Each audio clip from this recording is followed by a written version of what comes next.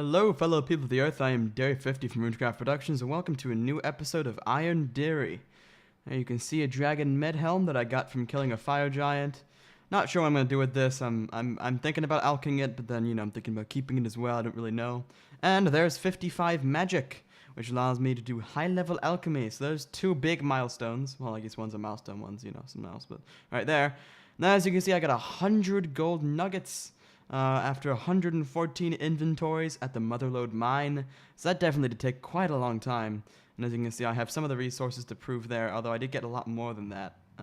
Forget the exact amount. I think it was definitely more than 2,000 coal.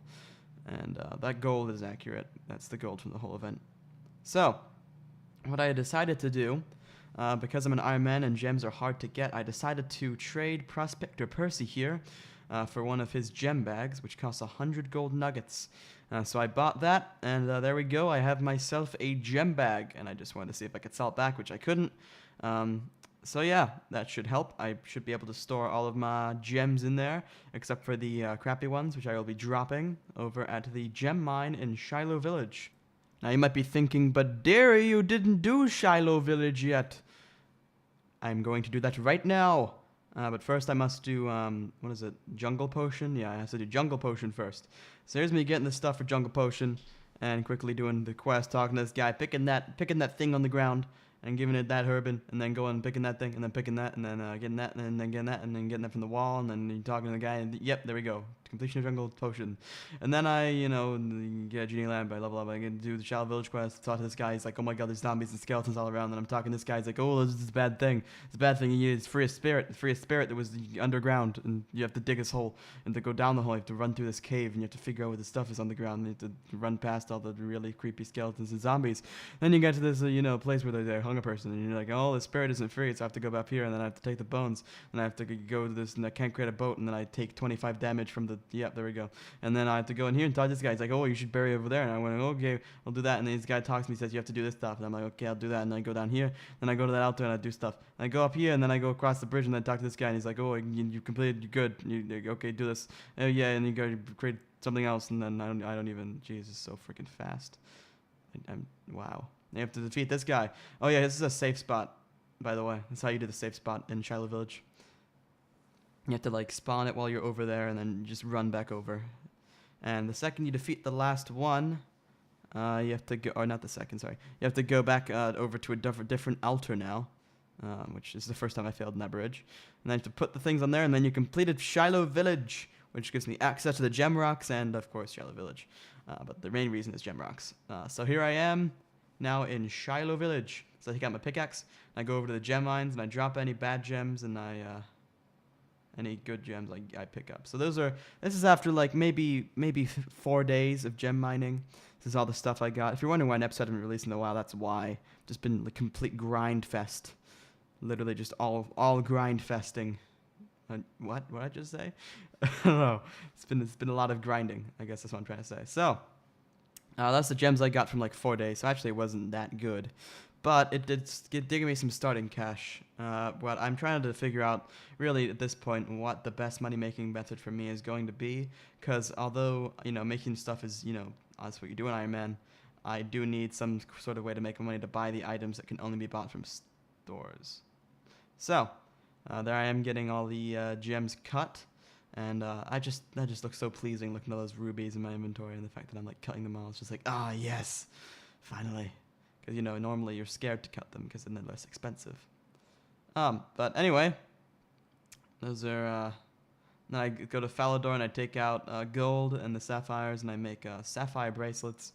Do the same with emerald and rubies until I turn all of my gems into bracelets. Of course, using the gold that I got from the Motherload mine.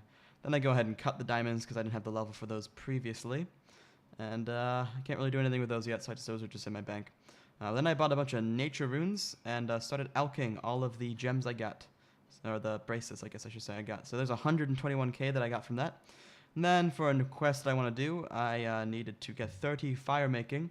So I got that quickly because I had noob levels. So that got me, I think, 30 fire making. And then I ended up getting 30 wood cutting just to, get rid of my OCD. So now I had to start with some fishing, and as you can see, I'm level 3 fishing and level 10 cooking right here, and that is going to change. So I lit a fire there, and I cooked the shrimp, yeah, and there we go, some cooked shrimp. And that's just I'm trying to get my fishing and my cooking up, so everything I fish, I'm going to be banking this episode. And I get a random event, which I like recording, because usually I get gems. So there's 4 uncut sapphires. And at that point, level 15, you can cook trout, and that was actually the reason I was fishing then for longer than I would, and it was because I needed to be able to cook trout for something later. I'm going to do some fly fishing. So here I am doing, what's it called, sea slug? Yeah, sea slug.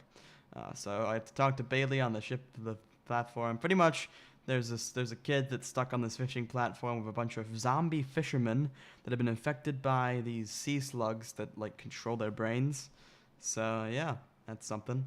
And this little kids are stuck in the corner over here, and apparently sea slugs don't like me, so I don't get infected. But I'm gonna use this crane and get the kid to safety. But first I have to go to this island and find his dad that got stranded because he's a horrible boat driver. What? No. And then he actually took a sea slug off me and stomped it on the ground.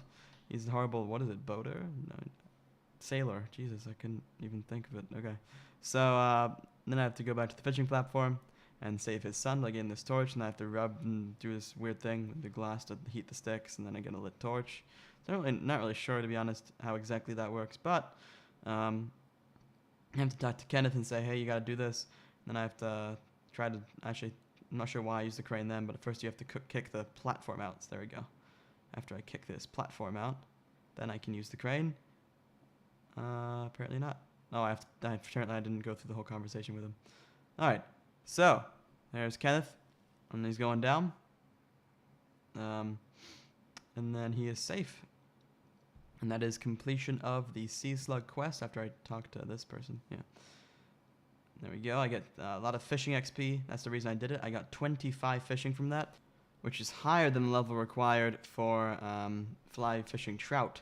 So then I went to Varrock and then went to Shilo Village because I realized that was smarter because I wanted to bank the fish. And just fly fished like everything. So there's some trout that I started with. And then that's skipping a little bit. But as you can see, looking at my screen, I have 2157 trout, 1492 salmon, and a bunch of tuna. And yeah, pretty much I've done a lot of grinding, off-camera grinding, because who wants to see me do that much fishing, you know? Just something I had to get done. So if you take a look here, I am now at the Rogue's Den cooking the trout that I got to start out. And eventually, I was finishing off the trout, and as you can see, I got 59 fishing, and then there's 46 cooking. So that's all the way from level 1 this episode. That's actually kind of crazy. I got, all the way to level 60 from 1 fishing, and all the way to level 60 cooking from 1 cooking. And yeah, that's a little teaser for you. I got 60 cooking.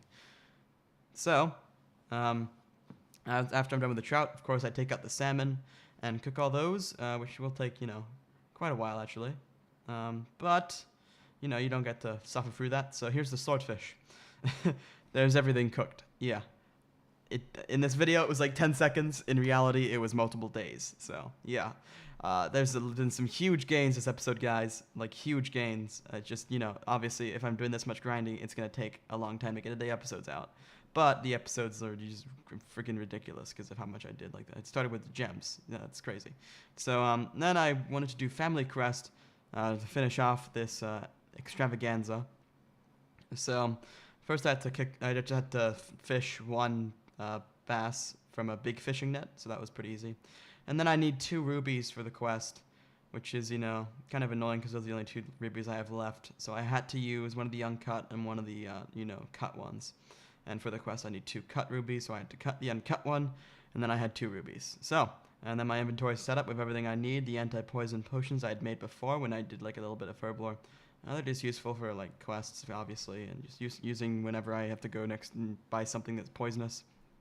And then I buy a wizard mind bomb because my magic level is 56, and I need 59 to cast fire blast, which is used on that one demon at the end of the quest. So I did need to buy that because that will add 3. If I have 56 magic and I use a wizard mind bomb, that boosts my magic by 3, which will give me 59 magic. So that's how that works. So now I have to talk to the guy who starts the quest, the father of all these brothers that have horrible problems with each other. I had to give fish to Caleb to get his crest part, which was pretty easy. I mean, actually, that wasn't easy because I had to get all the fishing for that. But, you know, I did it. So this guy's kind of like, he's the big brother, and he wanted heir to all his land. And, yeah, pretty much the brothers fought and split the crest into like 3 parts, so I have to get all 3 of them. So after talking to Caleb, I went to the dueling arena and talked to the gem trader, because he is the one who would give me the whereabouts of this man, and his name is actually Van Fitzharmon. Fitzharmon is the family that we're retrieving the crest for, and then he says I need some perfect gold because I'm so special, and then you talk to this dwarf named Boot, and he tells you where the perfect gold is. So then I chartered an extremely expensive ship to Brimhaven for some odd reason. Probably should have done it from Karamja, but I was lazy. So then I paid fare to this customer's office, which sent me to Artigen, because I need to go to this underground temple cave type thing that is between Artigen and Witchhaven. Which is just east of Artigen. Now I am in that dungeon, and I have to just do this whole like little maze thing where I pull that lever, and then go over here and pull the lever from the south, and then run back over and enter that room. Or no, first I have to pull the lever. Yeah, let's try to figure out what to do. So I pulled the lever, went through the door, pulled the switch in there, and then went through the door, pulled the lever again.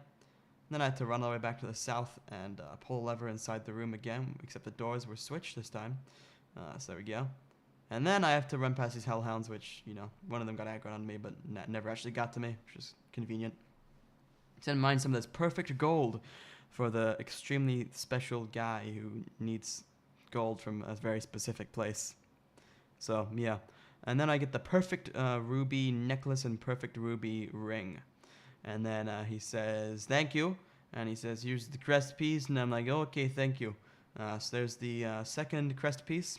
And the third one is lost by this very ambitious brother who tried to fight a horrible demon. So he's poisoned. So I use anti-poison on him, and he's like, wow, that completely cured me. How can I reward you? And I say, okay, well, who's this demon? Chronozon, and why do I have to kill him? And why are you stupid?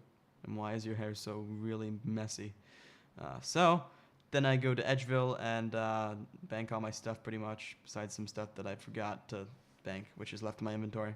Brought out my wizard mind bombs along with some death runes and runes for all of the casts of the blast spells, which are required to defeat Chromazon. You actually have to hit Chromazon with each blast, so I have to get a hit on each one. As you can see, the fire blast, I got the hit on the second time. If it splashed, then I wouldn't be able to have killed Chronozon. And since he's weak to death spells, I just kind of killed him easily with those. I thought he'd be a lot harder than he is, but he wasn't. And then I get the final crest piece. So I teleport to Varrock, and I combine all of the crest pieces into one, which you can see in the top right of my inventory. And then I give it back to the father, and there is quest completion. So anyway, guys, that's pretty much it for this episode. It's been a very long and grindy episode over like a month of recording stuff. So thank you for watching, and I'll see you next time.